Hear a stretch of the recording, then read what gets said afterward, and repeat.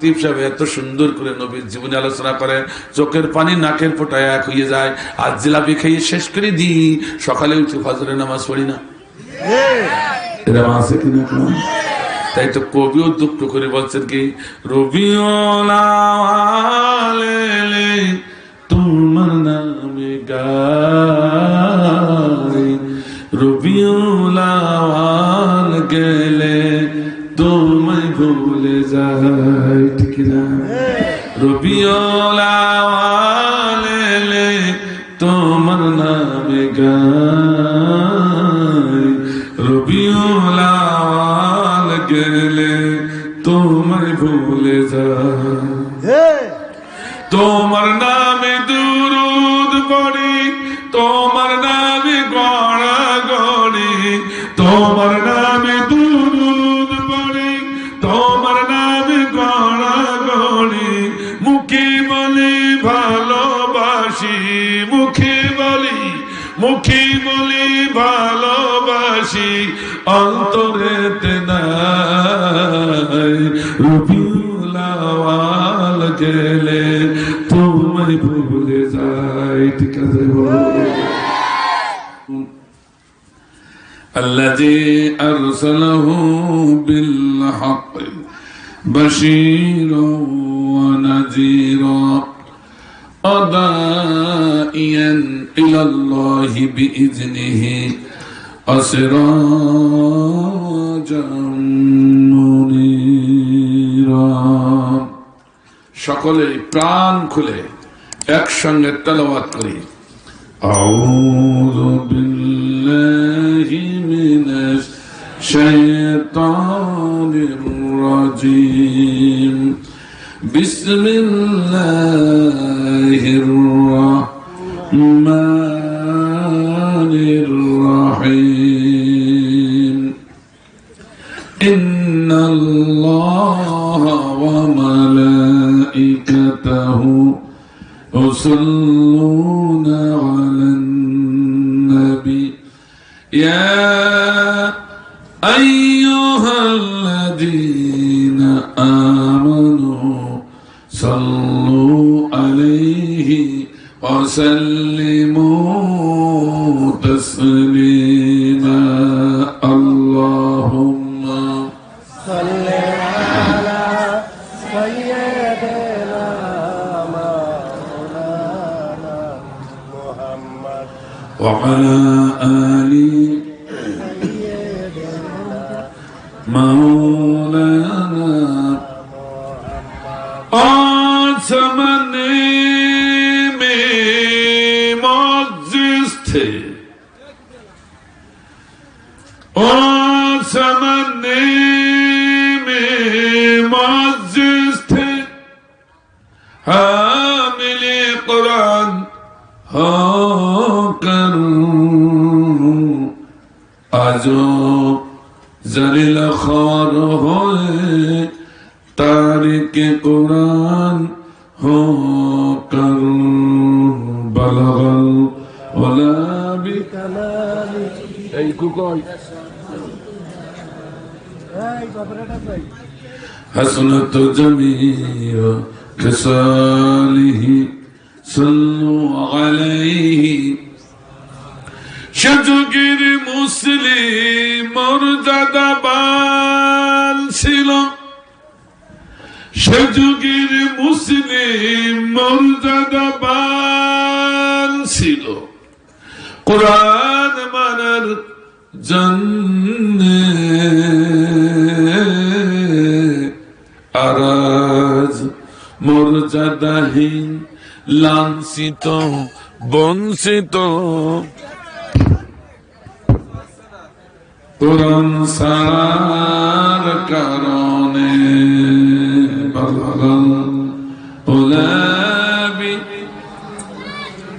كشف الدجى بجماله حسنت جميع صلوا عليه।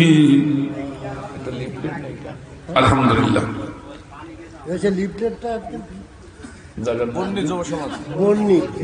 বন্নি যুব সমাজ কর্তৃক আয়োজিত ঐতিহাসিক রানী মাহফিলে মুআজ্জাজ মুহতারাম সাহেব সদর মুকাররম সম্মানিত সভাপতি জনাব আব্দুল ওয়াহাব সাহেব ইতিপূর্বে আলোচনা পেশ করে আপনাদেরকে মুগ্ধ করেছেন। গোটা বাংলাদেশের তরুণদের অহংকার, তরুণদের মডেল, বাতিলের আতঙ্ক, আমার ছোট ভাই হাসান মামুল্লাহ। এরপরে খুবই গুরুত্বপূর্ণ তথ্য সম্বল কথা বলে আপনাদেরকে মুগ্ধ করেছেন, আমরা মুগ্ধ হয়েছি।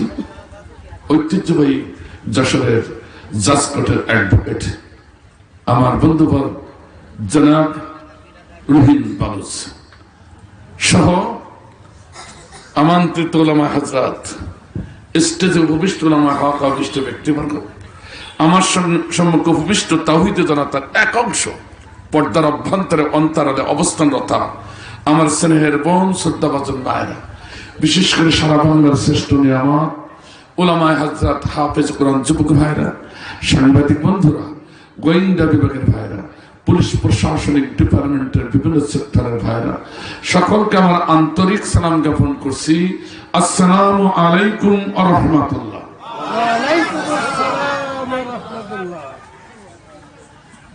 সর্বপ্রথম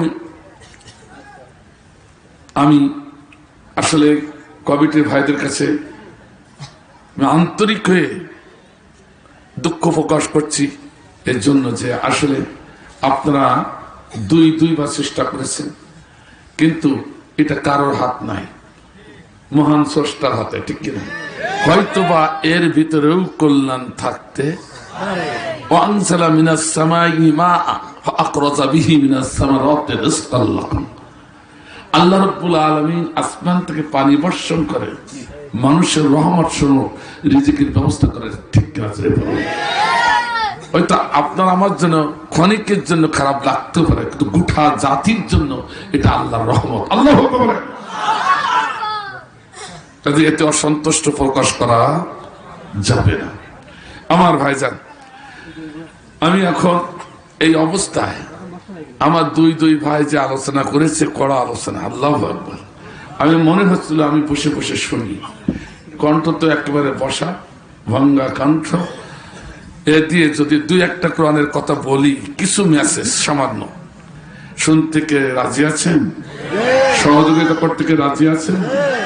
তাহলে সকলকে বসতে হবে, শুধু ভলেন্টিয়ার ভাইরা ছাড়া। আর যদি কেউ অমুসলিম থাকেন তাদের কথা আলাদা, তারা দাঁড়িয়ে থাকবে, কিন্তু মুসলিম যদি কেউ হন মাহফিলে বসতে হবে। কথা বলেন না কেন? কথা বলেন না কেন? কারণ আসলে পাওয়ার সম্পর্কে ধারণা না থাকলে তার আনুগত্য আসে না, সে কথায় তাসিরও হয় না। কথা বলেন না কেন? এই যে জায়গাটা বসে আছি, এর যে পাওয়ার কতটা, এ সম্পর্কে আমাদের ধ্যান ধারণা নাই। মনে হচ্ছে ওই যে মমতাজ আফুর গানের প্যান্ডেলে এসেছে, বাদামস বাজছে, এটিও বেড়াচ্ছে। এ কথা কন না কেন? মনে হচ্ছে ক্যাটরিনা কাইফের ড্যান্সের মঞ্চে এসেছি, ইচ্ছা মতো দেখছি, ইচ্ছা মতো হাঁটছি, বকছি। কথা বলো কেন? কিন্তু আমার আল্লাহর ঘোষণা, এটা পৃথিবীর কোন নেতা নেত্রীর সমাবেশ নয়, এটা আমার আল্লাহর ঘোষণা, পৃথিবীর সর্বশ্রেষ্ঠ সমাবেশ, এটা হচ্ছে কোরআনের সমাবেশ। আর আমার রাসূলের ঘোষণা, এটা হচ্ছে রিয়াজুল জান্নাহ, জান্নাতের একটা টুকরা। ঠিক আছে বলো? আমার নবী বললেন, এই রিয়াজুল জান্নাহ ডাইনে বামে সম্মুখে জায়গা খালি রেখে হেঁটে ঘুরে বেড়ানো যায় না, এটা বেয়াদবি হয় আল্লাহর রাসূলের সাথে। কথা বলেন ঠিক না? আপনারা কেন মুসলিম হয়ে বেয়াদবিটা করবেন? এই জন্য বলবো, যারা এদিকে সেদিকে ঘোরাঘুরি করছে সবাই বসে পড়ি অল্প সময়ের জন্য, একটু জিকির দিয়ে লা ইলাহা ইল্লাল্লাহ, লা ইলাহা ইল্লাল্লাহ, লা ইলাহা ইল্লাল্লাহ, জোরে লা ইলাহা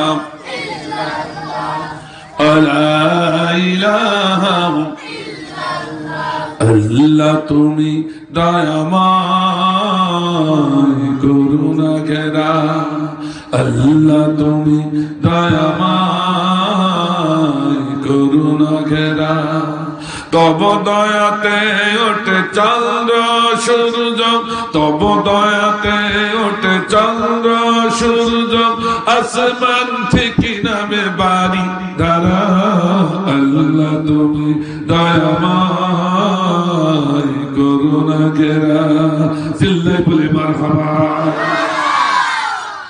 সরাসরি কোরআন, কোনো ভূমিকা নাই। আউযু বিল্লাহি মিনাশ শাইতানির রাজীম।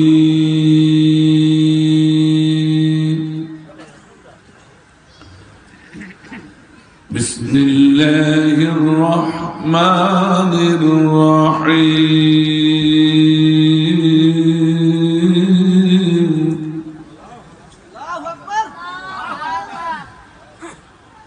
লাকাদ কানা লাকুম ফি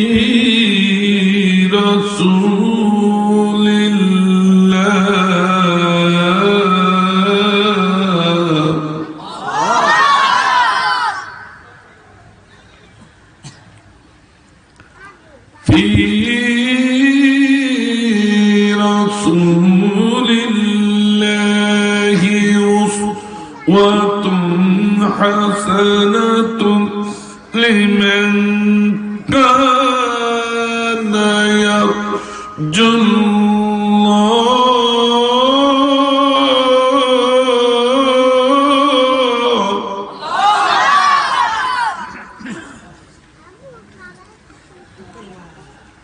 لمن كان يرجو الله واليوم الآخر وذكر الله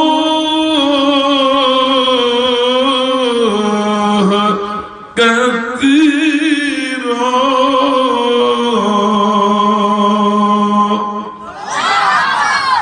صدق الله العظيم। আমি সূরাতুল আহজাব কি বললাম? সূরা আহজাব। যতটুকু সময় থাকবো ওয়াজ হবে 50-50। আমি করব, আপনারা শুনবেন, আপনারা করবেন, আমি শুনবো। রাজি আছি তো ভাই? ওয়াজ হবে 50-50। সূরাটার নাম কি বললাম? সূরা আহজাব। আহজাব। হিজবুনের জমা বহু বচন হচ্ছে আহজাব, আর হিজবুন শব্দের অর্থ হচ্ছে দল। কি বললাম? দল। একটু জোরে বলেন, কি বললাম? দল। আর আহজাব শব্দের অর্থ হলো দল সমূহ। আল্লাহু আকবার বলেন। এই নামকরণটা করেছেন, এই সূরাটার নামকরণ করেছেন আল্লাহ এবং আল্লাহর রাসূল। আল্লাহ এবং আল্লাহ রাসূল একটি সূরার নামকরণ করলেন দল সমূহ দিয়ে। তাতে আমরা বুঝলাম যে দল করা ফরজ। কথা কন না কেন? আরো জোরে বলে।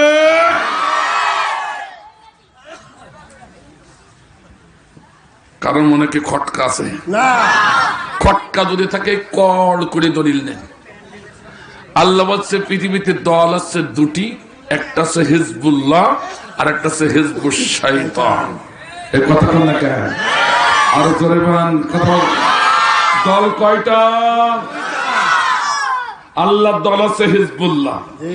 হিজবুল্লাহ মানে আল্লাহর দল। আমরা কার দলে? একটু জোরে বলেন, কার দলে?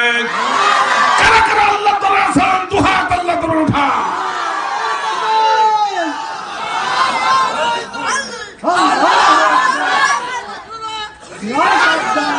আল্লাহ কবুল করুন। এক ভাই তাকবীরের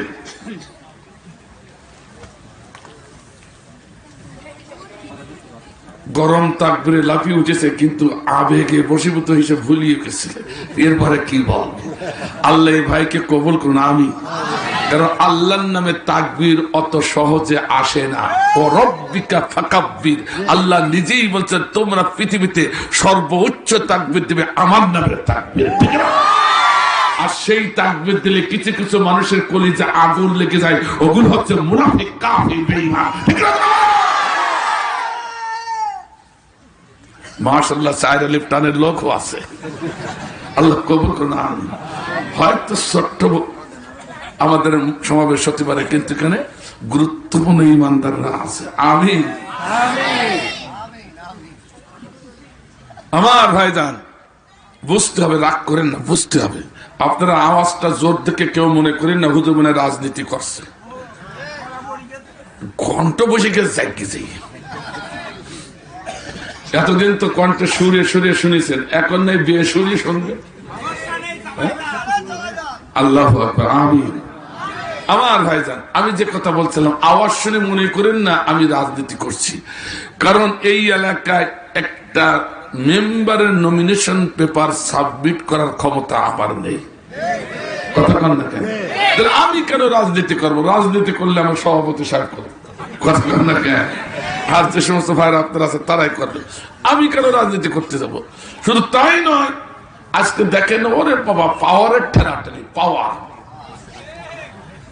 গুতাগুতি ঠেলাঠেলি চলছে, দুই লিঙ্গতে গুতাগুতি ঠেলাঠেলি, পাওয়ার দেবে আমরা আসি তোরা বাইরে যা, এরকম ঠেলাঠেলি চলছে। শেষ পর্যন্ত 3 নম্বর লিঙ্গ, কয় নম্বর? সে দেখলো আমাদের তো পৃথিবীতে কেউ মূল্যায়ন করে না, আমাদেরকে দাওয়াও দেয় না, তো গিরা যখন গুতাগুতি করছে, এত পাওয়ার যখন দেখাচ্ছে, সবার বসাই দিচ্ছে, চোখ গরম করে আমরাই দাঁড়াই যাবো। তারপর মনে আছে জিনাইদা হিজড়া, নজরুল হিজড়া এমন ভোটে পাশ করিয়েছে, ওর পার্শ্ববর্তী যে আছে তার জামানা তো বাঁচি নাই। হিজড়ার যে পাওয়ার আছে আমার তাও নেই। আমি এনে রাজনীতি করবো কেন? আমি করলে কোরআনের কিছু কথা বলবো, ঠিক কিনা? রাগ করছে না তো ভাই? রাগ করছেন?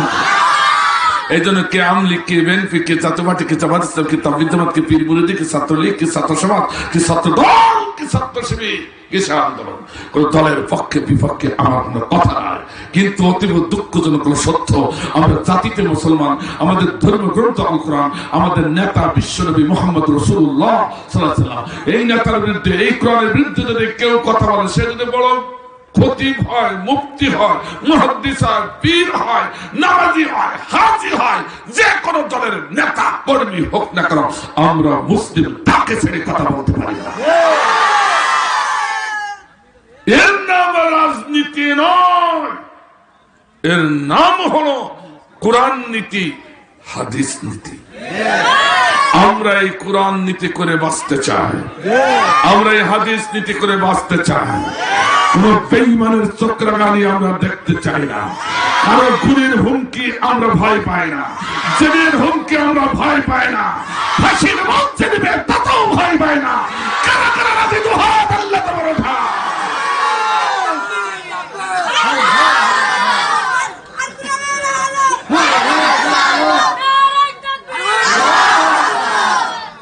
আল্লাহ মুরব্বী ঠেলি উঠেছে, কি বলবে তাও আল্লাহ কবুল করো না। আমি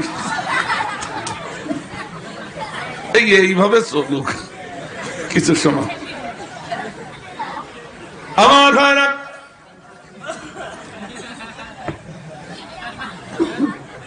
তাই তো আমি বলতে চাইলাম, আল্লাহ নিজেই বললেন আমি দল করি, তোমরা আমার দলে থাকো। আর মুসলমান দাবি করে নামাজ পড়ে রোজা রেখে যারা বলে দল করা হারাম, রাজনীতি করি না, ওরা পাক্কা শয়তান ছাড়া কিছু না।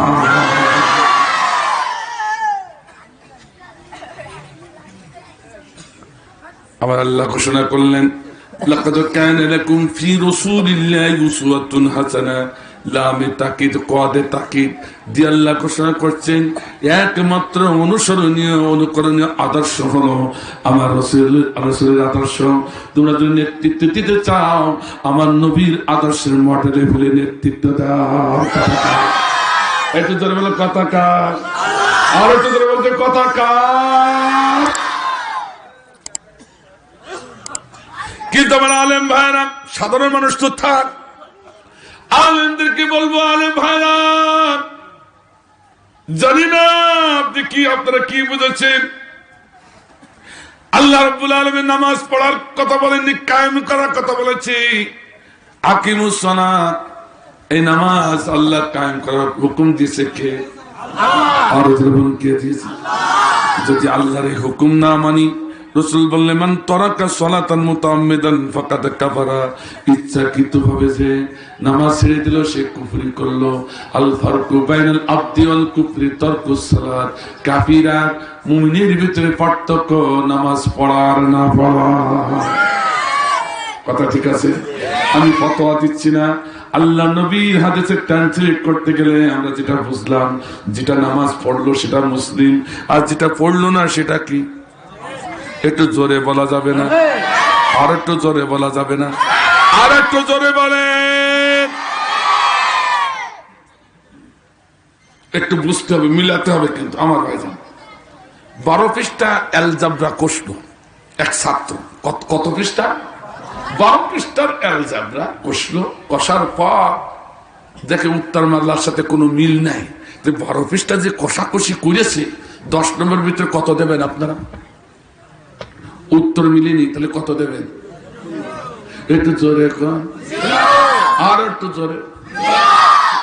কথা কারো বোঝানো লাগে না। 10 পৃষ্ঠা কষাকষি করি, যখন উত্তর মিলেনি, 10 নম্বর ভিতরে ও 0 দেবে, 2ও দেবে না, 1ও দেবে না। কথা কেন? তাহলে 1 ঘন্টা আলোচনা শুনবেন, উত্তর মিলাবেন না, সব 0 হয়ে যাবে। কথা কেন? উত্তর মিলানো লাগবে, ঠিক কিনা? কেন আমি বলছি একটু শুনিয়ে মরে বলবো, মানিয়ে নেবেন তো? আমার ভাইজান, আল্লাহর একটা হুকুম মানলেন না, কাফির হয়ে গেলেন। সেই আল্লাহ বলছে তোমরা যদি নেতা বানাবা, নবীর মডেলে ফেলে নেতা বানাও, আর কারো আনুগত্য করবা, নবীর মডেলে যারা আছে তাদের আনুগত্য করবে। এটা যদি অস্বীকার করো, তুমি আর মুসলিমে থাকবে না, তুমি কাফের হয়ে যাবে।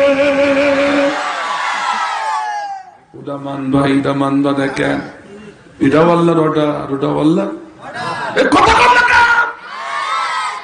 এবার বুকে হাত দিয়ে দেখেন নবীর নেতৃত্ব কয়জন মানে?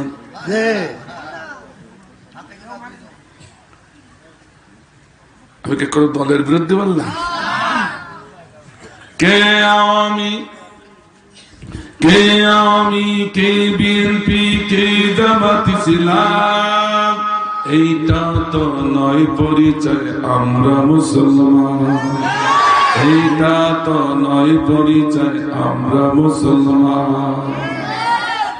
কেউ যদি কটূক্তি করে আল্লাহ নবীর শানে, চুপ করে থাকতে পারে না খাঁটি মুসলমানে। কেউ যদি দেয় নবীর নামে মিথ্যা অপবাদ, কেউ যদি দেয় কোরআনের নামে মিথ্যা অপবাদ, আমরা মুসলিম চিন্তায় আছি, করব প্রতিবাদ। কে আওয়ামী, কে বিএনপি, কে জামাত ইসলাম, এইটা তো নয় পরিচয় আমরা মুসলমান। তাহলে প্রতিবাদ করতে রাজি আছি? আসতে বলেন, প্রতিবাদ করতে রাজি আছি। আমরা কোন দলের বিরুদ্ধে বলছি না, কিন্তু কোন ব্যক্তি যদি কোরআনের বিরুদ্ধে, রাসূলের বিরুদ্ধে কথা বলে, তাকে আমরা ছাড়তে রাজি না। আজকে টাকলা মুরাদ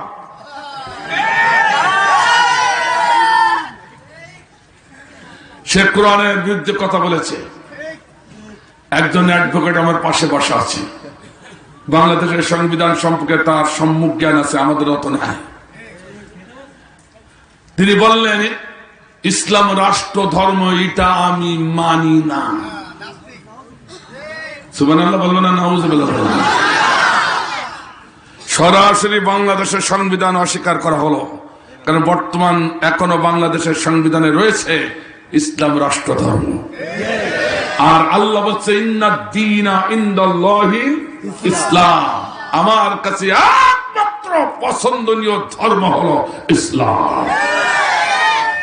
যে ব্যক্তি বলল আমি রাষ্ট্রধর্ম ইসলাম মানি না, সরাসরি কোরআনের একখান আয়াত অস্বীকার করল। তাহলে আপনাদের কাছে জানতে চাই, কোরআনের একখান আয়াত অস্বীকার করলে সে কি মুসলিম থাকবে?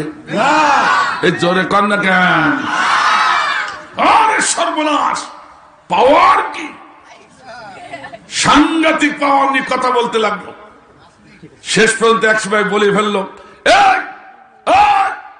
এই দাঁড়িয়ে রেখে কোনো লাভ নাই, ক্লিন করে ফেলাম। নওয়াজুবিল্লাহ, জোরে বলা যাচ্ছে না? এই দাঁড়িয়ে রেখেছি আমার রসুলের আদর্শ, ঠিক কিনা? কথা বলে দেখে। আর সেই দাড়ি ক্লিন করতে বলে, ওতে খাইতে গেলে ডাউল জড়িয়ে যায়, কাঁঠাল খাইতে গেলে আঠা জড়িয়ে যায়, এই খামাকা রেখে লাভ নেই, ক্লিন করো। এই পাক্কা শয়তান ছাড়া আর কিছু খান। আমার ভাইজান কি ইনকার করলো, কি ঠাট্টা করলো, কি বিদ্রোহ করলো, কি ঘৃণা করলো আল্লাহ রসুলের এই বিধানকে। আল্লাহ রসুলের বিধান যদি কেউ ঘৃণা করে, 9টি ইমান ভঙ্গের 9টি কারণ, 10টি কারণ আছে। আমার ছোট ভাই বলে থাকে, তা বইও লিখেছে। তার ভিতরে একটা কারণ হচ্ছে আল্লাহ রসুলের কোন বিধান অমান্য করলে, ঘৃণা করলে তার ইমানই থাকবে না, বেঈমানের কাফের হয়ে যাবে, ঠিক কিনা? সাংবাদিকরা দৌড়ে গেলেন যে এত পাওয়ার, ব্যাপারটা কি? প্রতিমন্ত্রী উনি, আপনি এমন পাওয়ারের কথা বলেন কি করে? পাওয়ার পান কোথায়? আরো সগর্বে মিডিয়ার সম্মুখে তো বলছে। উনি বললেন, আমি এমনি এমনি বলি না, আমার নেত্রীর অনুমতি আছে। নাউজুবিল্লাহ। আমার দেশের মাননীয় প্রাইম মিনিস্টার শেখ হাসিনা একেবারে বুদ্ধিমানের কাজ করেছে, উপযুক্ত সময় উপযুক্ত কাজ করেছে। তিনি দেখলে পাগল মরিয়েছে, আমারও মারিয়েছে। পাগল মরে 7 ঘর নিয়ে, ঠিক কিনা? আল্লাহ বলছে, ওরে ও পাগল না, ওরে পাগল বানাইছি আমি আল্লাহ। সূরা বনী ইসরাঈল 16 নম্বর আয়াত খুলি দেখেন, খুলি দেখেন। আমি এমনি বলছি না। ওয়াইজা আরাদনা আন নুহলিকা ক্বরিয়াতান আমারনা মুত্রাফিহা ফাফাসাকু ফিহা ফাহাক্কা আলাইহাল কওল ওয়া দামমারনাহা তাদবীরা। আল্লাহ বলছে, যে জাতি, যে গোষ্ঠী, যে দল, যে ব্যক্তি বারবার ইসলাম নিয়ে, কোরআন নিয়ে, হাদিস নিয়ে, ইসলামের পক্ষের মানুষগুলো নিয়ে মিথ্যা সাব্যস্ত করে, এদের বিরুদ্ধে ষড়যন্ত্র করে, বারবার ধাক্কা দেওয়ার পরে যে ফিরে আসে না, আমি ওই জাতিকে, ওই ব্যক্তিকে, ওই গোষ্ঠীকে ছাড়ি না। ওই ব্যক্তি, ওই জাতিকে পাপাচারে লিপ্ত করে এমন পাওয়ার বাড়াই দিই, সে ধরাকে সরাকান করে পাগল হয়ে যায়, ইসলামের পক্ষের লোকের পরে ছড়ি ঘোরায়, আর বলে তোদের সব শেষ করে দেবো। আল্লাহ বলে, তখন এই গোষ্ঠীকে আমি আর বাঁচিয়ে রেখে না, এক আসারে শেষ করে দিই।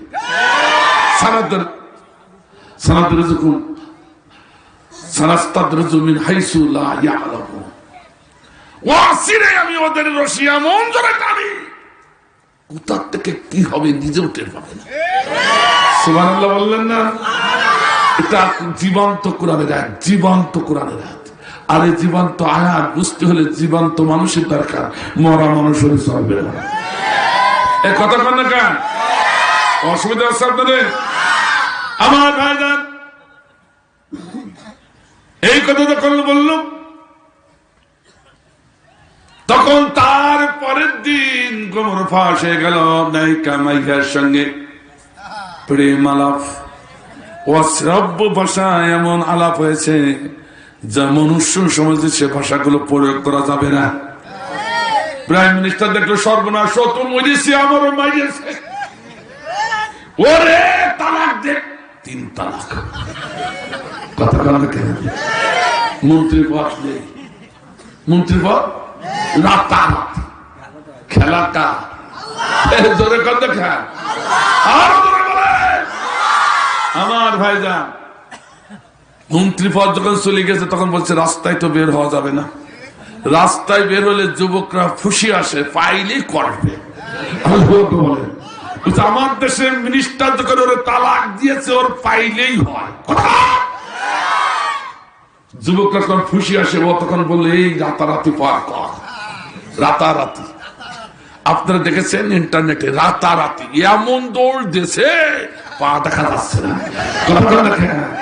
কথা বলে দেখা একবারে সীমান্ত পাহাড়ে, বাংলাদেশের সীমান্ত পাহাড়ে দূর দূরান্তে পালাবে। আল্লাহ বলছে কোথায় যাচ্ছে? এই যাচ্ছে কোথায়? তোরে তো প্রাইম মিনিস্টার ছাড় দেয়নি, আর আমি কি ছাড়বো? কারণ আমার ভাইজান উনি কোন কথাটা বলেছেন তা শোনেন। কোরআনের ফাঁকি সম্পর্কে এই যাবত যত কোরআনের ফাঁকি সম্পর্কে যত কথা হয়েছে, কোর্ট কাছারি আদালতের মাধ্যমে, লেখনের মাধ্যমে, আইন আদালতের মাধ্যমে কথা হয়েছে, কিন্তু মিডিয়ার সম্মুখে এইভাবে ঢালাওভাবে কেউ প্রকাশ করি না। উনি বলেছেন 60,000, এই কোরআনের ফাঁকি বলবেন একে, ও 60,000 মহিলা ধর্ষণ করেছে। ওরে ওরে জেলে রাখলে জেল অপবিত্র হয়ে যাবে। ওরে বাইর করে নিয়ে আয়, বাইর করে নিয়ে কেটে টুকরো টুকরো করে মাটির নিচে পুঁতে রাখ। নাউজুবিল্লাহ বললেন না? আল্লাহ বললেন আমার মুমিন মুমিনাতের পরে এরকম নিষ্পাপ মানুষের পরে তারা মিথ্যার কলঙ্কের বোঝা উঠায় দেয়, আমি তাদের ছাড়ি না, ওই কলঙ্কের বোঝা প্রকাশ্যে তাদের মাথায় উঠায় দেয়। বললেন না?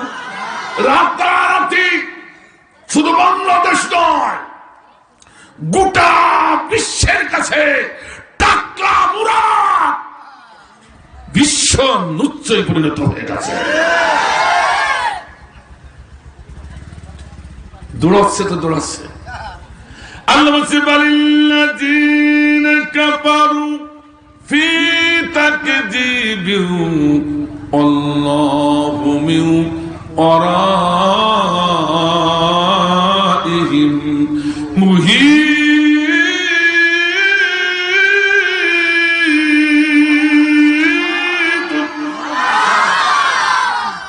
কথা কার? আল্লাহ। আল্লাহ বলেন ইসলাম নিজেরা ষড়যন্ত্র করে, নবী রাসূল নিজেরা ষড়যন্ত্র করে, এদেশে নায়েবে রাসূলদের নিজেরা ষড়যন্ত্র করে। আমি তাদের ছাড়ি না, ওই কাফেরদের ছাড়ি না। আমি ওদের চতুর্দিকে সুরক্ষিত প্রাচীর করে রেখেছি, কোথাও পালাবার তাদের সুযোগ না। জীবন্ত কোরআন। পালাতে গেল, কোথায় পালাতে পারেনি, সব ফিরাই দিয়েছে। আপনারা দেখেছেন ফিরে এসে 1 লক্ষ টাকা দিয়ে নাইট যাপন করে, এক নাইট সোনারগাঁ হোটেল, বড় বড় হোটেল ঢাকায় 1 লক্ষ টাকা এক নাইট। শুনি বড় ভয় হচ্ছে আমার ভাইজান। আর সেই ব্যক্তি কি হয়েছে, কোথাও জায়গা না পেয়ে জুতোটা খুলেও বাইরে রাখি নাই, কারণ জুতা খুলে রাখলে কেউ চুরি করে নিতে পারে। ওর জুতা তো কেউ রাখবেন, নেবেই।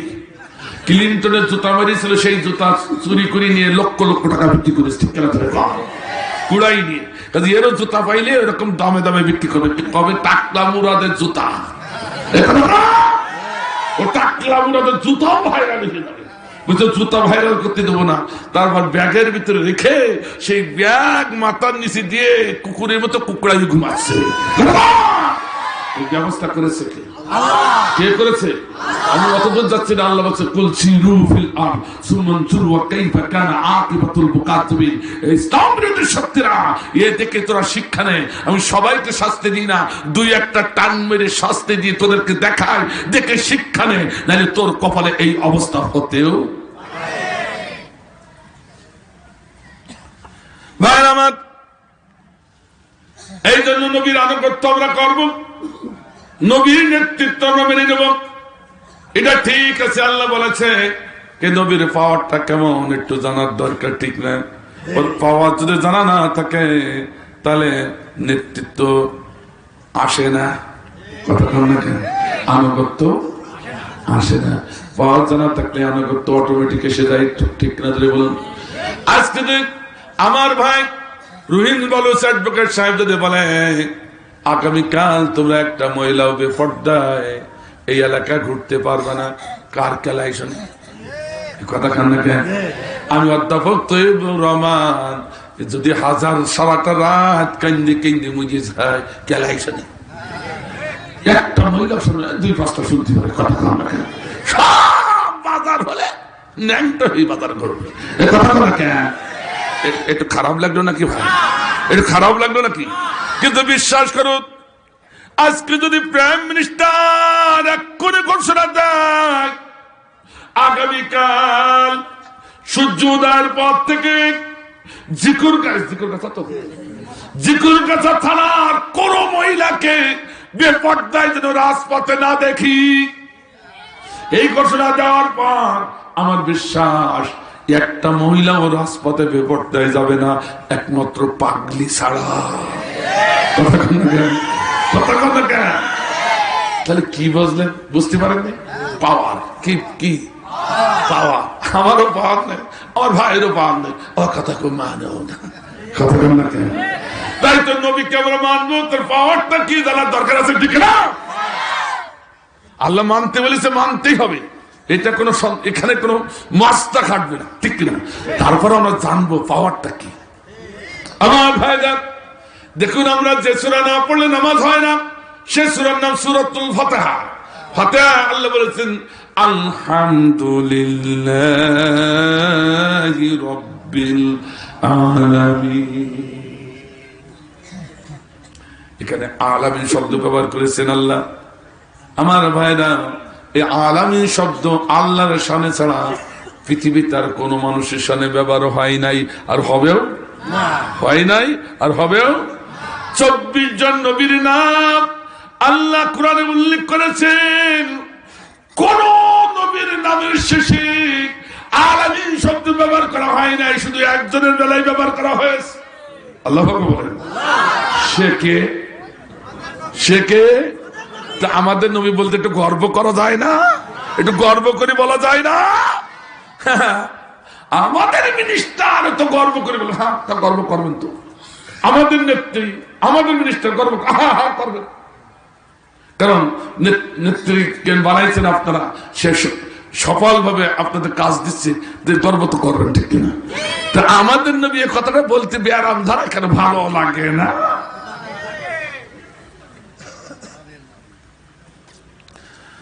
আমাদের নবী বিশ্ব নবী, আখির জামান নবী। আল্লাহ বলেন ওয়ামা আরসালনাকা ইল্লা রাহমাতাল লিল আলামিন।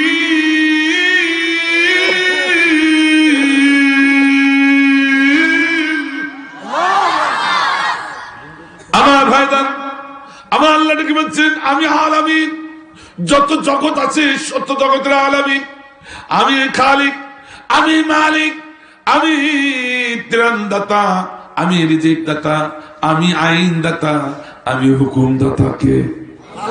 আল্লাহ বলছেন ও নবী গো, আমি যত জগতের আলামিন, আমি যত জগতের রব, তুমি নবী তত জগতের রহমত। আল্লাহ, শুধু আমাদের নবীর বেলায় আলামিন শব্দ ব্যবহার হয়েছে।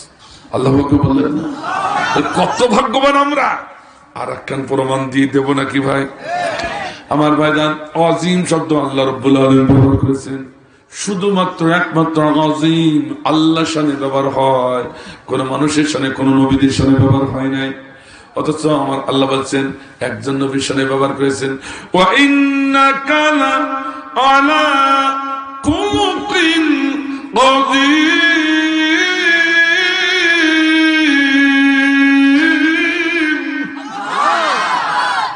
একমাত্র পবিত্র চরিত্রের অধিকারী, মহান চরিত্রের অধিকারী নবী একমাত্র তুমি।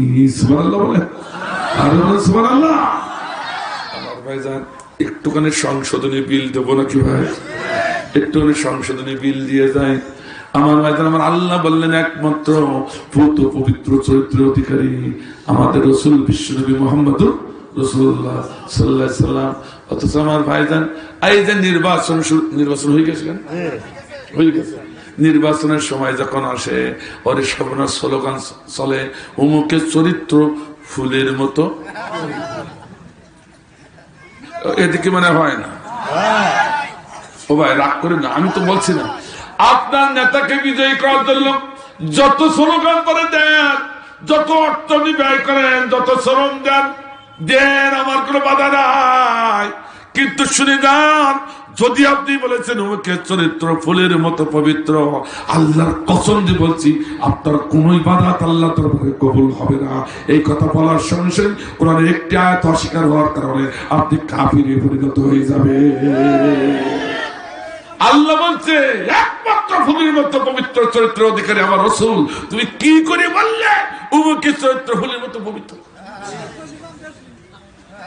একটু রাগ করলে নাকি? ওদের কথা বাদ যাক, ও নেতাকে কথা বাদ যাক, আমি আমার কথা বলছি।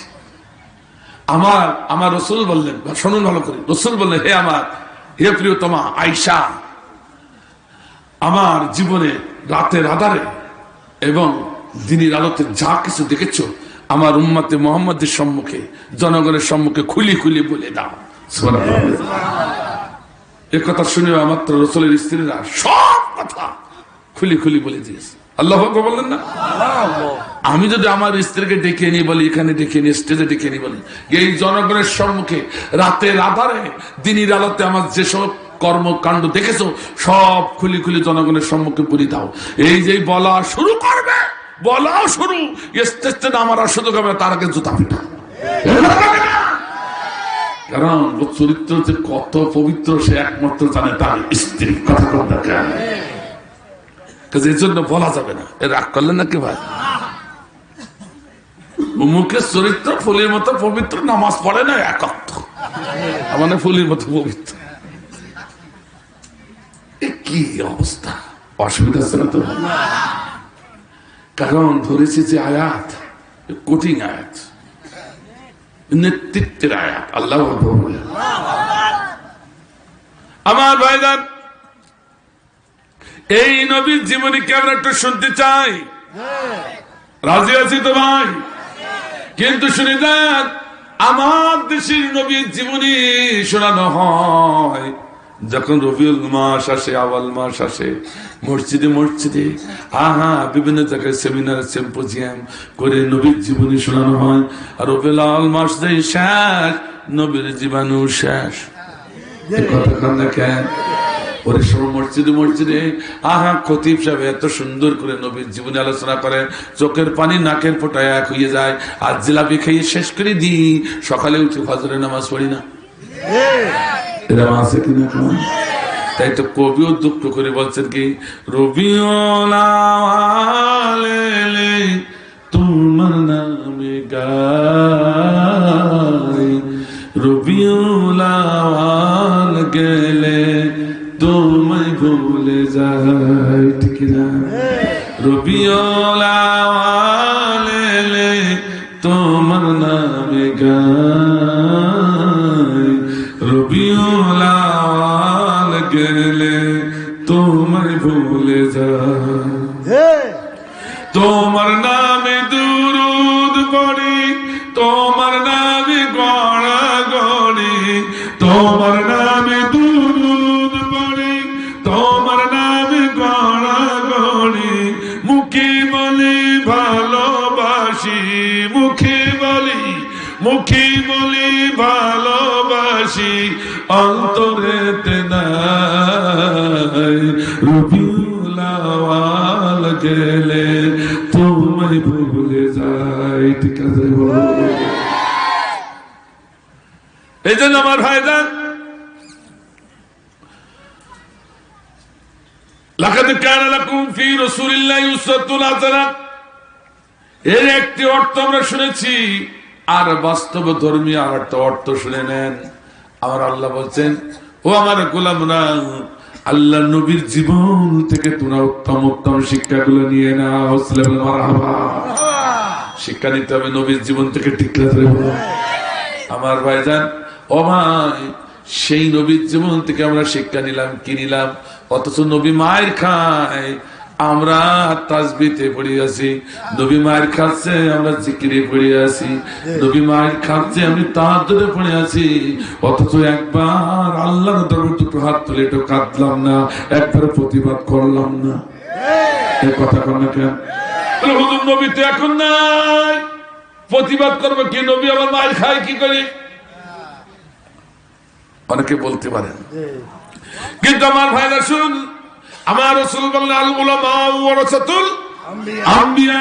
আমি যখন থাকবো না, আমার আদর্শ প্রতিষ্ঠার জন্য যে আলেমরা নেতৃত্ব দিবে, ওরা কিন্তু সাধারণ আলেম নয়, ওরা হলো নায়েবে রাসূল। নায়েবে রাসূলকে সম্মান করা, আমি রাসূল আমাকে সম্মান করা হয়। নায়েবে রাসূলকে ভালোবাসা, আমি রাসূল আমাকে ভালোবাসা হয়। নায়েবে রাসূলকে কষ্ট দেওয়া, আমি রাসূল আমাকে কষ্ট দেওয়া হয়। নায়েবে রাসূলকে নির্যাতন করা, আমি রাসূল আমাকে নির্যাতন করা হয়।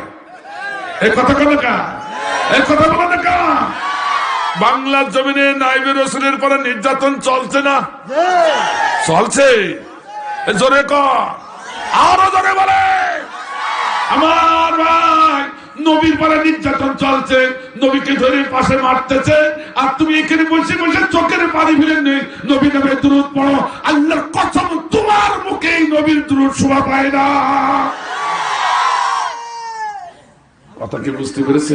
নির্যাতিত হচ্ছে কোরআনের পাখি, বিশ্ব নন্দিত আলেম। আল্লাহর কসম দিয়ে বলছি, আমি চ্যালেঞ্জ ঘোষণা করলাম, কোরআনের পাখি বিশ্ব নন্দিত আলেমকে যদি নায়েবে রাসূল না বলেন, বাংলার জমিনে একজন আলেমকে নায়েবে রাসূল বলা যাবে না। সে ব্যক্তি নির্যাতিত, অথচ তুমি নামাজ পড়ো, রোজা রাখো, তোমার মুখে দুরূদ শোভা পায় না, তার পক্ষে যেহেতু কথা বলো না, ঠিক না? তার বিপক্ষে অনেকে কথা বলে, ঠিক না? আমার ভাইজান, আমরা কেমন মুসলমান প্রতিবাদ করি না, অথচ রাসূল বলেন রাআ মিনকুম ফালিয়ুগাইরু বিয়াদিহি, যখন অন্যায় দেখবে দুহাত দিয়ে বাধা দিবে। দুহাত দিয়ে বাধা দেওয়ার সুযোগ যদি না থাকে, জবানে প্রতিবাদ করবে, ঠিক না? ফালা ইস্তাতি ফাবিলিসানিহি ফালা ইস্তাতি ফাবিকলবিহি যালিকা দাফুল ঈমান। কথা কার? আল্লাহ রাসূলের, ঠিক কিনা? আমার ভাইজান, আমাদের প্রতিবাদ শব্দ নাই, কারণ আমার ভাইজান, আমি বড় অবাক হয়ে গেছিলাম সেদিন। আমার ভাইজান, বাবরি মসজিদ ভাঙবার 2 বছর পর আমি যখন ভারতে ঢুকলাম, আবারও বলতে হচ্ছে, ভারতে যখন ঢুকলাম, মুবাশশির আলী ভাই একজন আলেম আমাকে নিয়ে চলে গেলেন। আমাকে নিয়ে একটা বাড়ি টোটালে একটা যুবকের কাছে নিয়ে গেলেন। যেই দেখি যুবকে একটা হাত নুলু হয়ে গেছে। আর একবারে তিনি গেলেন, দেখলাম যুবক তার একটা পা ন্যাংরা। আর একবারে তিনি গেলেন, একটা যুবক বেডের পরে বিছানায় সে গড়াগড়ি দিচ্ছে, আয় রে বাঁচাও বাঁচাও। তখন আমি তার পাশে বসলাম, বলো হো ভাই যান, ও দাদা ভাই, আর এত বুকের যন্ত্রণা, এত ডাক্তার রয়েছে ভারতে, এখানে ওষুধ খান না, কেন ওষুধ খেয়ে রোগটা কেন ভালো করেন না? সঙ্গে সঙ্গে দাদা ভাই চোখের পানি ছেড়ে বললো, ও হুজুর, আমার দেশে কত ডাক্তার আমি দেখালাম, কত ঔষধ খাইলাম, কত টাকা ব্যয় করলাম, আমার এই রোগের এতটুকু উপশম এখনো হয় নাই। আমি তখন মনে মনে বললাম, দাদা ভাই, তোমার রোগ কেন সারবে? তুমি তো সেদিন ভাঙতে গিয়েছিলে আল্লাহর ঘর বাবরি মসজিদ, ঠিক না? কথাকে বোঝা যায়, কথাকে বোঝা যায়। আমার ভাইজান, হরিপুরে বর্ডারে মাহফিল করে আসলাম, ঠাকুরগাঁও হরিপুর। লক্ষ লক্ষ জন, তার 2 জন ভাই আমাকে মেসেজ দিল, হুজুর এই বর্ডার দিয়ে আমরা ভিতরে ঢুকেছি, যে দেখি 15টা মসজিদ ভেঙে মাটির সাথে মিশিয়ে দিয়েছে। কারণ কোন কারণে? সেদিন কে বা কারা মূর্তির পায়ে কোরআন রাখলো, তার জন্য কিছু কিছু মুসলমান তারা হয়তো কারোবার একটা হামলা করেছে, সেই রাগে তারা 15টা মসজিদ হরিপুর বর্ডারের ওই সাইডে ভারতে ভেঙে মাটির সাথে মিশাই দিয়েছে। কিন্তু আমরা মন্দিরে ভাঙি না, আমরা কোন হিন্দুর পাড়ায় মুসলিম আমরা আঘাত করি না, ঠিক না? আমরা হিন্দুদের যতটা ভালোবাসি, ওরা কিন্তু ততটা আমাদের ভালোবাসে না।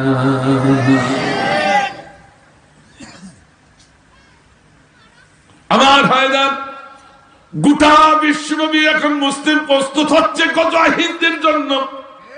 আমার নবী বলেছেন, আমার রহিম বলুস ভাই একটা ধারণা দিয়ে গেছেন, তৃতীয় যুদ্ধ আসছে, আমার রাসূল বলেছেন ভারতের সঙ্গে হিন্দুস্তানের সঙ্গে মুসলমানের একটা যুদ্ধ বাঁধবে শেষ জমানায়, সেটা হলো তৃতীয় যুদ্ধ। আমার ভাইজান, এই যুদ্ধে মুসলমানের পক্ষে যারা থাকবে সবগুলো জান্নাতি, আর হিন্দুদের পক্ষে যারা থাকবে সবগুলো জাহান্নামী। কথা কি বোঝা যাচ্ছে? এখনো সমাজে একটু বিচার করলে কিছু কিছু পাওয়া যায় নমুনা।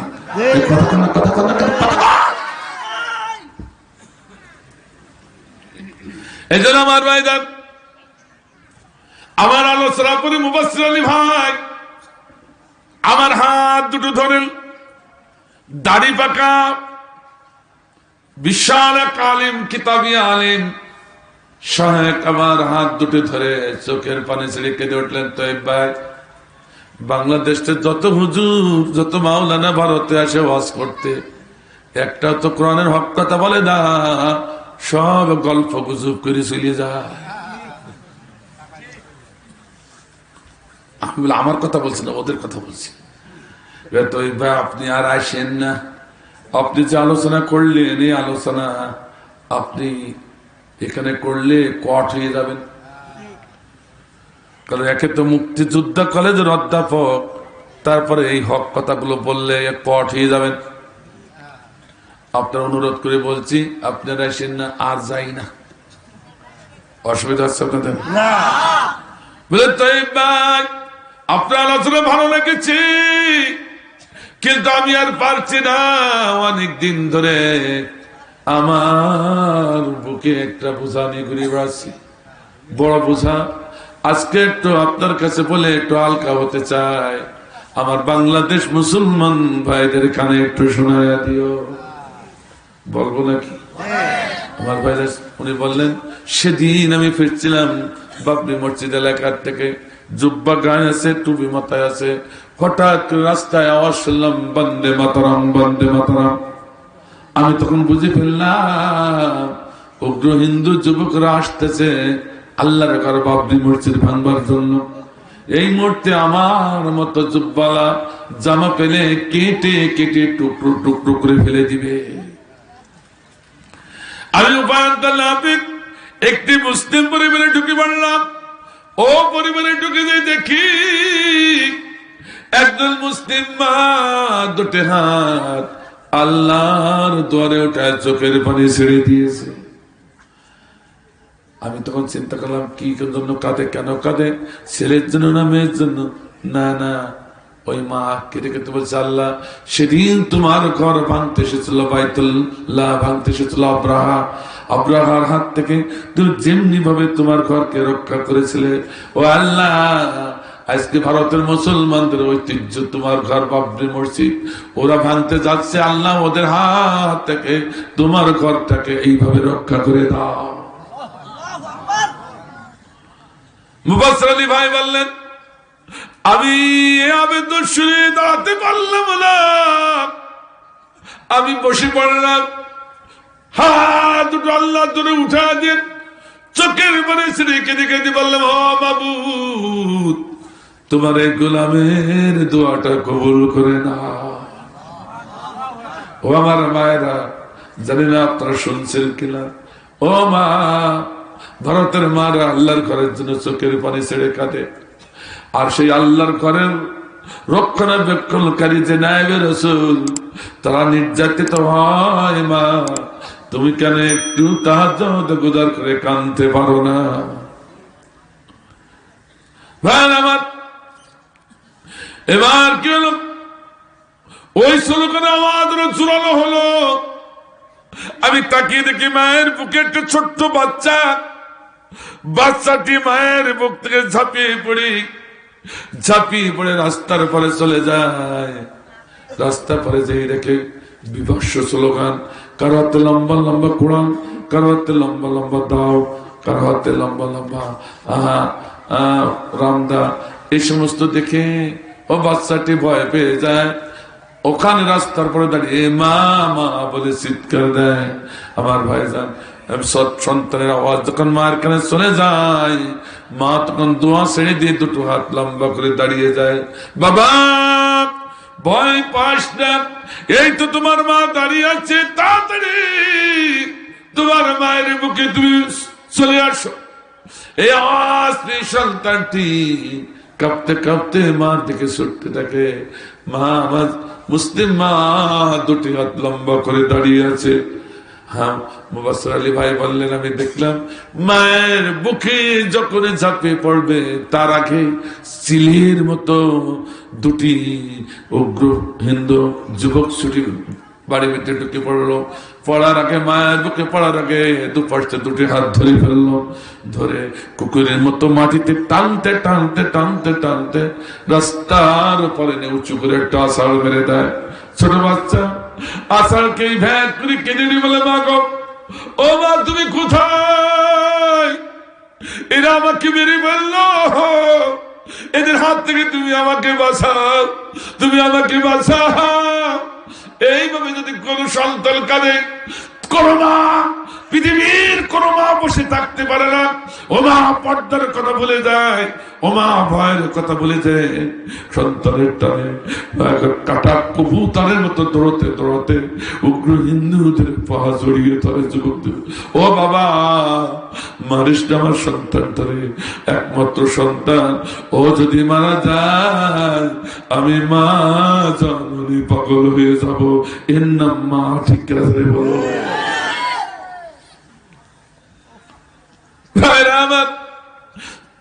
এইভাবে যখন কাঁদে, এত নিষ্ঠুর হয়ে যাব করা, আমার মুসলিম মার কোন আকতি বিনীত শুনল না। মুসলিমের জান্নাতি সন্তানের আকতি বিনীত শুনল না, বরং মায়ের বুকে এমন জোরে একটা লাথি দেয়, আমার মা দূরে ছিটকে পড়েছে। বরকার পরে যখন পড়ে যায়, কাপড় গুলো বিবস্ত্র হয়ে যায়। ওদিকে খেয়াল নাই মা সন্তানের টান, আবার কাটা কবুতরের মতো ছুটেছে। যুবকদের পা জড়িয়ে ধরে, ও বাবা, ও বাবা, মারিস না, ও তো কোনো অন্যায় করতে পারে না, ও তো অন্যায় করতে জানে না।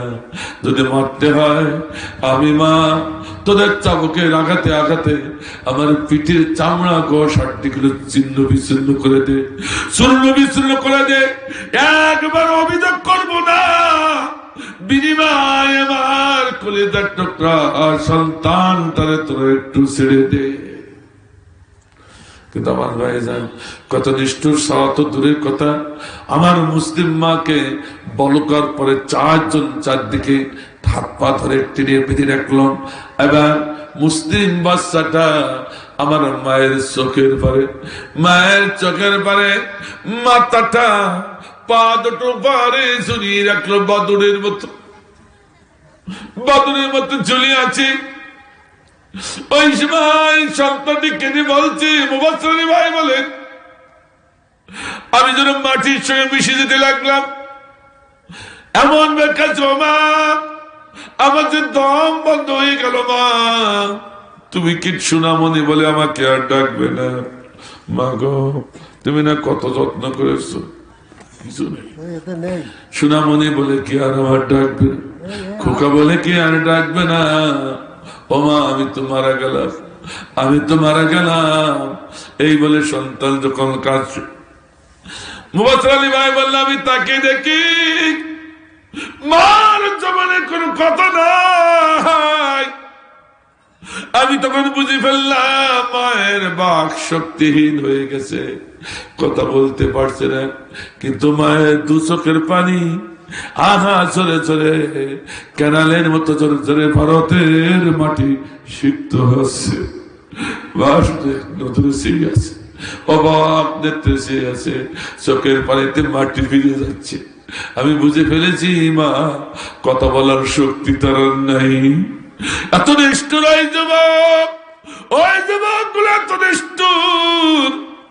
আহা, আমার মারা ক্ষতিবিনীত শুনল না, বাচ্চারা ক্ষতিবিনীত শুনল না, বরং কি করলো, তল্লাবাসের মাথা চিরে দুদিকে টান দিলে যেমন তল্লাবাস দ্বিখণ্ড হয়ে যায়, আমার মুসলিম মায়ের সম্মুখে চোখের সম্মুখে মাথাটা নিচে পা দুটো উপরে দুইজন যুবক, ছোট বাচ্চাটা মুসলিম জান্নাতি বাচ্চার দুদিকে এমন জোরে টান দিয়েছে তল্লাবাসের মতো দ্বিখণ্ড হয়ে আমার মুসলিম বাচ্চাটি শহীদ হয়ে যায়।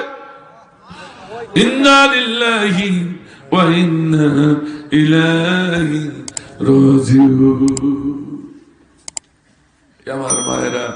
আমার ভাইরা আজ জনভারতের বুকে সীমা দুটি হাত তুলে কাটছে, কি বলে, ও দুনিয়ার মালিক তুমি, ও গো পাল্লেওয়ালা, তোমার পানে তুলেছে হাত, সহিতে পারি না জ্বালা, সহিতে পারি না জ্বালা। কি অপরাধ ছিল অবুঝয় শিশুর, কেন এই খুন জারি বেদনা বিধুর, একটুখানি রহম করো, একটুখানি রহম করো, ও গো রহমওয়ালা, সহিতে পারি না জ্বালা। ও দুনিয়ার মালিক তুমি, ও গো পাল্লেওয়ালা, তোমার পান তুলেছে হাত, সহিতে পারি না জ্বালা, সহিতে পারি না জ্বালা। وما لكم لا تقاتلون في سبيل الله والمستضعفين من الرجال والنساء والبلدان الذين يقولون ربنا أخرجنا من هذه القرية الظالم أهلها واجعل لنا من لدنك وليا واجعل لنا من لدنك نصيرا। الله بلا مسلمان তোমরা কোন মসজিদের কোনায় কেন, হুজরা কেনার কোনায় কেন, বাড়ির কোনায় মাটি কামড়ে পড়ে থাকলে, অথচ অসহায় নরনারীরা আমার কাছে আত্মনাদ করে কাঁদছে, ছোট বাচ্চারা আত্মনাদ করে কাঁদছে, এদের মুক্তির জন্য কেন তোমরা আন্দোলন সংগ্রামের রাস্তায় বের হও না? কার কথা? এই জন্য আমার ভাইজান, আজকে আমার নবীর নেতৃত্বে সেই ডাক আসে, সেই ডাক যদি বাংলার জমিনে আসে, মুসলমান সেই ডাকের জন্য প্রস্তুত হতে হবে, ঠিক কিনা? ঠিক কিনা? আবার যদি নতুন করে ডাক আসে, আমরা চাই না কোন মুসলমান হত্যা হোক, কোন মানুষ তার জেল কাটতে হোক, ঠিক কিনা? আমরা চাই আল্লাহ জমিনে আল্লাহ নবীর নেতৃত্বে আল্লাহ কোরআনের আইন প্রতিষ্ঠিত হোক, ঠিক কিনা? যারা বলেন ঠিক কিনা? আমার ভাইজান, আল্লাহ রাব্বুল আলামিন আমাদেরকে কবুল করুন, সবাই বলুন আমিন। আর যারা বলেন আমিন, আর যারা বলেন আমিন। কারণ গজওয়ায়ে হিন্দ যদি শুরু হয়, এই যশোরের লোকেদের আগেই গজওয়ায়ে হিন্দে যোগ দিতে হবে, কারণ এরাই সীমানার নিকটে, ঠিক কিনা? কথা বলেন না?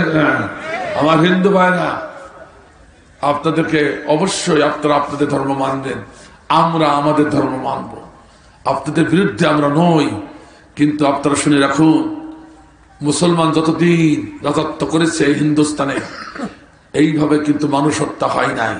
আপনাদের হাতে যেই নেতৃত্ব, শুধু যেখানে শুনি সেখানে মুসলিম হত্যা হচ্ছে, ঠিক কিনা? কিন্তু আপনারা শুনে রাখুন, মুসলমান নিস্তব্ধ হয় নাই, স্তব্ধ হয় নাই। তোমরা বড় ভারত হতে পারো, কিন্তু মুসলমান তাতে ভয় পায় না। তোমাদের ইতিহাস জানার দরকার আছে। মাত্র 17 জন মুসলমান সেদিন বাংলা, বিহার, উড়িষ্যার বিজয় করেছিল, ঠিক আছে? বলেন ঠিক কিনা? এখন কিন্তু বাংলাদেশের মুসলমান 17 জন নয়, এখন বাংলাদেশের মুসলমান 313 দল নয়, বাংলাদেশে এখন 17 কোটি তৌহিদি জনতা।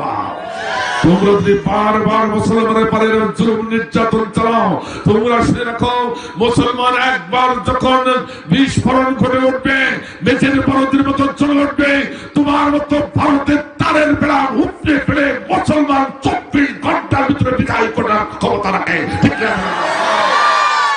আল্লাহ রাব্বুল আলামিন আমাদেরকে সেভাবে কবুল করুন, আমিন।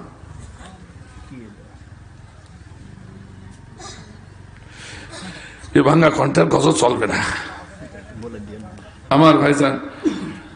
আজকে আর নয়, আজকে আর নয়,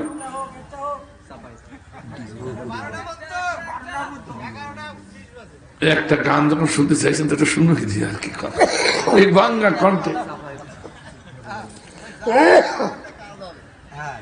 আমি জেলখানায় যখন গেলাম তখন জেলখানায় যাওয়ার পর এত অসহায়, আল্লাহ ছাড়া আর কেউ নাই।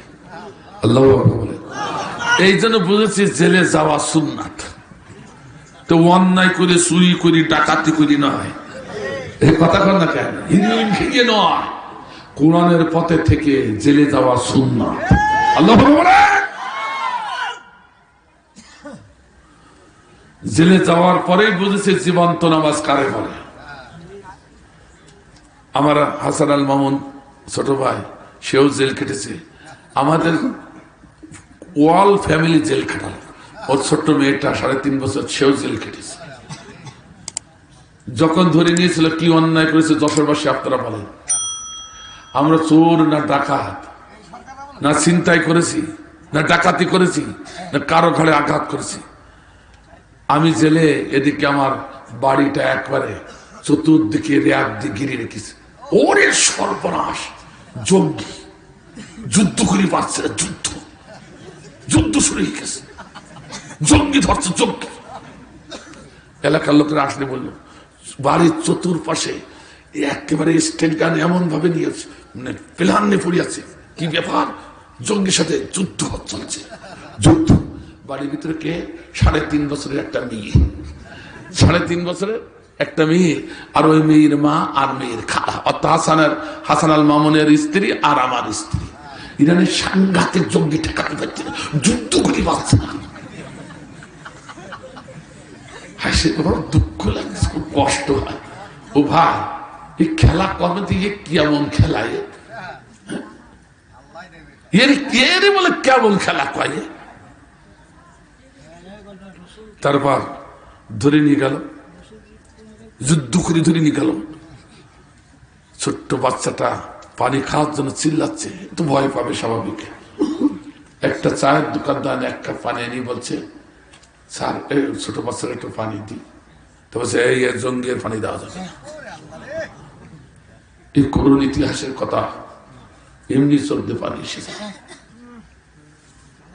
আমার ভাইজান ওই জেলে থাকার পর আমি শুধু তখন দেখলাম যে আল্লাহ, মাকেও দেখতে পাচ্ছি না, বাবা তো নাই। তখন একটা গান বাঁধলাম মাকে নিয়ে, গাইব নাকি? আমার জন্মদাতা মা কোথায় রইলা রে, তোমার ছেলে জেলখানাতে, তোমার ছেলে জেলখানাতে কাইন্দা মরিরি, আমার জন্মদাতা মা কোথায় রইলা রে, আমার গর্ভধারিণী মা কোথায় রইলা রে। যে ছেলেকে বুকে পিঠে মানুষ করলা তুমি, যে ছেলেকে বুকে পিঠে মানুষ করলা তুমি, রাইতা দিনে বড় কষ্টে আছি মা, রাইতা দিনে বড় কষ্টে আছি, দেখা যাও আসি, হাত বাঁধা শিকলে মা ডাকতে পারে না, পা বাঁধা বেড়িতে মা হাঁটতে পারি না, হাত বাঁধা শিকলে মা ডাকতে পারে না, পা বাঁধা বেড়িতে মা চলতে পারি না। তোমার ছেলে এত কষ্ট সইবে কেমনে, আমার জন্মদাতা মা কোথায় রইলা রে, আমার গর্ভধারিণী মা কোথায় রইলা রে। প্রতিদিন চেয়ে কত পারে, কত মানুষ আইল গেল মা, কত মানুষ আইল গেল, তুমি আইলা না। মশার কামড়ে মা থাকতে পারি না, খোদা জ্বালাই মরি সইতে পারি না। মশার কামড়ে মা থাকতে পারি না, খোদা জ্বালাই মরি সইতে পারি না।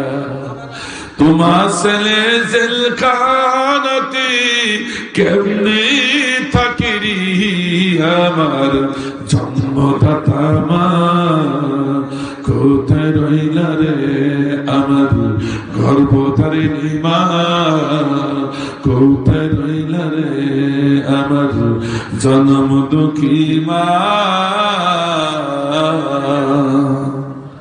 কোথায় রইলা রে। আলহামদুলিল্লাহ আমার ভাইজান আর নয় কষ্ট হচ্ছে এই অবস্থায়, 11:30 বেজে গেছে। শয়তান চেনার উপায় 2 বছর গবেষণা করে এই বইটা বের করেছি। আল্লাহ মহাগ্রন্থ আল কোরআনে 2 জনের নাম বলেছেন, একজন হচ্ছে শয়তান, আর যদি কুল্লাকুল্লি করো, বন্ধুত্ব করো, সব ইবাদত নিষ্ফল। আনতাহবাতা আমালাকুম, সব আমল নিষ্ফল হয়ে যাবে। কথা কাজ তাহলে শয়তানের চেনা লাগবে কিনা? ও বড় হুজুর থাকলেও কাজ হবে না, ও শয়তান হতে পারে। বড় পিসা বড় কাজ হবে না, ও শয়তান, ও শয়তান ঠেলা কি বিশ্বাস।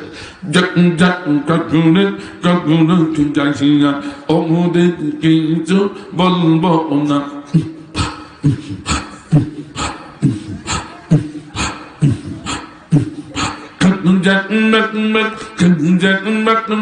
রহমত দিদি বাদা দি কারায়া আমার বাবা তোমার রহমত দিদি বাদা কারায়া আমারে, তোমার রহমত বীরে আমি পাপি যাব জাহান্নামে।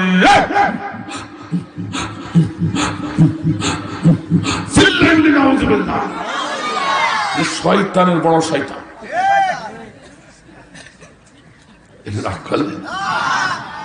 ওর জিকির করলো কি করলো আল্লাহ ভালো জানেন, কি কথাগুলো বললো, যে যা করে করুক গা, ওদের কিছু বলবো না। আল্লাহ বলছে তা'মুরুনা বিল মারুফ ওয়া তানহাউনা আনিল মুনকার, সৎ কাজের আদেশ দাও, অসৎ কাজের বাধা দাও। আর ও বলো যে যা করে করুক গা, কোরআন হাদিস গায়ে আগুন দিগ্গে, আলেমগুলো মাইরি শেষ করে দিগ্গে, বিয়া পরে ভরিয়ে যাগ্গে, ওদের কিছু বলবো না। আল্লাহ বড় শয়তান, ঠিক না? ওর সাথে বন্ধুত্ব করা যাবে না, একটু জোরে বলে।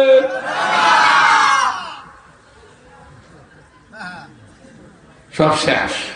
আনতাহবাতা আমালাকুম। তাহলে এই বইটা পড়ে কোরআন হাদিস এবং তাফসীর দিয়ে আমি দেখাই দিয়েছি কারা কারা শয়তান, কারণ নাম বলিনি শয়তান কারা কারা।